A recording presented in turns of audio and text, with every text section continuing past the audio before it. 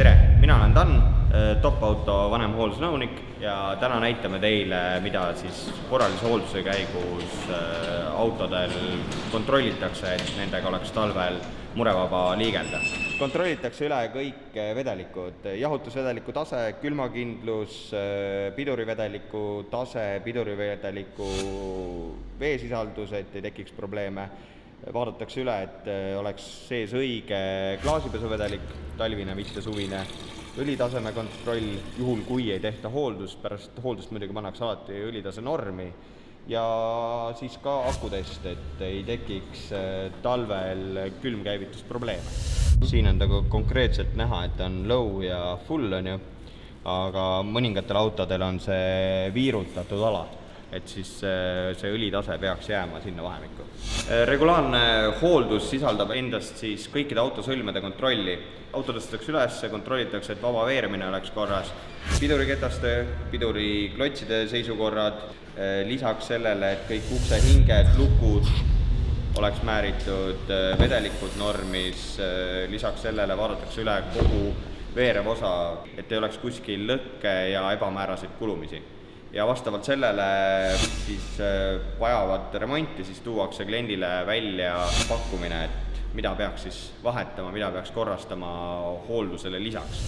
Korrapäraselt hooldatud autoga on talvel murevaba sõita, sest et üldjuhul hoolduse puudujäägid löövad välja temperatuuri muutustega, et mida kõrgem ja mida madalam temperatuur, seda paremini tulevad välja puudujäägid. Et kas talvisel puhul, kas et aku on nõrk või vedelikud ei ole normis, et see kõik annab talvel tunda. Et sellepärast on mõistlik autot aastas korra hooldada, siis on ka teada, et või talvele muretult vastu minna. Sügisel on hästi oluline kojameeste seisukord, et nad pühiksid klaasi korrektselt puhtaks. Et tihtipeale ei pruugi üldse olla see halb nähtavus tingitud kehvast kojamehest, et on väga palju erinevaid nüansse, et on olnud probleeme kriimustatud kulunud esiklaasidega, klaasid on määrdunud või on kojamees ise määrdunud, et tihtipeale ei pruugi pääseda pelgalt kojamehe vahetusega, et nähtavust parandada. Kojameeste puhul on siis oluline see, et tuleb jälgida seda, et kui kojamehe vart üles tõsta, et kojamehe vars ei läheks vastu kapotti.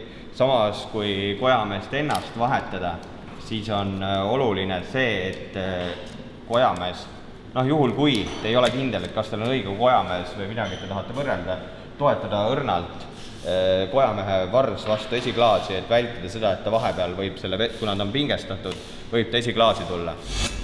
Lisaks veel, kui peaksite sattuma olukorda, et teil on pullipatareid tühi ja teil on keylessiga auto, et sellisel juhul kõige lihtsam lahendus on leida üles manuaalne võti, siis tuleb keerata autodel, millel on luku ava paljastatud, on see lihtsam, et sa saad keerata seda võtit ilma mingit plastikut eemaldamata. Erinevatel automudelitel on see kaetud ja sellisel juhul tuleb kasutusjuhendust lugeda, kuidas see kate eemaldub.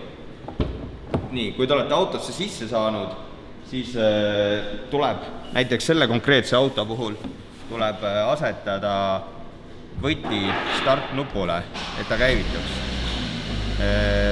Jällegi erinevatel mudelitel on selleks erinevad kohad, kuhu tuleb võti toetada. Ja lõpetuseks võib öelda seda, et hooldus ei ole pelgalt õlivahetus. Et erinevatel automudelitel on tehas ette näinud erinevatel kilometraažidel ja ka ajalistel perioodidel kontrollida erinevaid sõlmi, et tagada, et auto oleks regulaarselt tarbitav, olenemata ta vanusest ja aastaajast.